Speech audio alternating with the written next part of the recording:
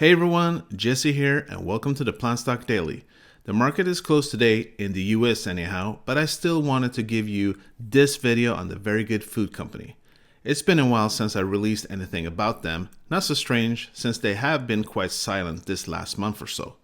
First, I thought we would focus on why I believe that the stock has plummeted as much as they have, and then I will touch upon if I believe that we might see a turnaround for the stock in 2022. As always, I would appreciate an early thumbs up since it does help spread the video to more people out there. And if you are interested in getting more up-to-date news and analysis on plant-based companies such as the very good food company, Beyond Meat, Tattoo Chef, and Oatly, to name a few, 5 days a week, then make sure to subscribe and don't forget that bell button.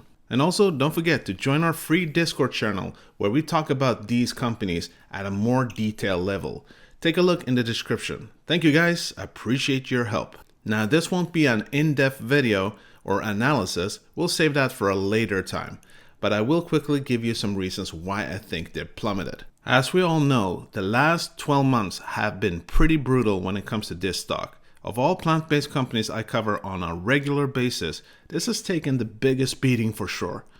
One of the reasons for this is that the stock got too much hype, both from social media and the company itself. A lot of promises that was hard to keep. It's a Canadian company, and at one point, as many of you know, the company was up at 9 Canadian dollars, which they reached just after 4 to 5 weeks. This after being around $1 to $2.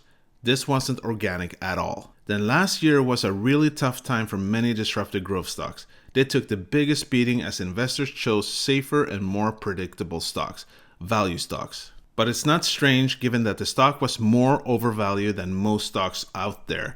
They had an outrageous price to sales ratio, at times between 100 to 200. That is to be compared to a well-known plant-based company like Beyond that right now sits between 8 to 10 in PA's ratio. When we later heard the news regarding that after the company actually got uplifted to NASDAQ, which was considered great news by many, shortly after they chose to dilute the stock. This was considered strange by many, that they chose this approach so soon after the uplisting. In other words, investors did not take this news lightly, even though it actually wasn't that new since we had gotten information about this earlier. After that, we got the Q3 results, and this was also a disappointment to many. Since they did not beat expectations, they actually got lower results than Q2.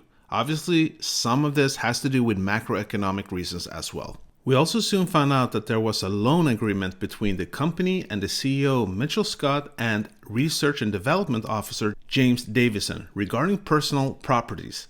Really bad timing given everything that was happening with the company already, and could be viewed as the management using investors' money to benefit their own situation. Not very professional. It was stated that they would pay back in December, yet there is no news about that. The latest date was January 18, which happens to be tomorrow. We might hear something about that in the coming days. I will keep you updated. Soon thereafter, we found out that the CFO is stepping down and that Ana Silva was taking over, although on a temporary basis. Then we found out that the CEO is stepping down from his role as director and chairman of the board effective immediately. Now this could be a smart move to begin with, but very interestingly that this happened after several negative news items popping up. Gives the perspective that the CEO doesn't really know what he's doing. And just recently, we found out that the company has gotten a warning from NASDAQ regarding that they need to reach the minimum requirement of $1 per share or they risk getting delisted. They have up until July 11th. It should be noted though that if they haven't reached $1 before that, they could still get an extension of another 180 days if they fill certain criteria. Now, to be fair, there has also been quite a lot of good news in the last 12 months or so, but I chose to highlight some of these aspects that could have been some of the reasons why the stock has plummeted the way it has. Obviously, inflation, the pandemic, and the worries about the Fed's future upcoming rate hikes has also had a huge role. But I want you to see that it might not be too surprising that most investors have chosen to exit their position, given everything that has happened. Again, the macroeconomics of last year and this year so far is probably enough for many investors to start to panic. But given these other circumstances around the company itself, and the management might have led to similar results. With that said, do we have anything to look forward to? Well, many who are still invested probably hope that we will soon get some good news on their Q4 report. Since Q3, they have had a revenue about $8 million in total. It's hard to predict what they sold for in Q4. All the other quarters they sold between $2.5 to $2.7 million. But at this moment, I think we could expect more, given that we know what they sold for during October, which was $1.5 million.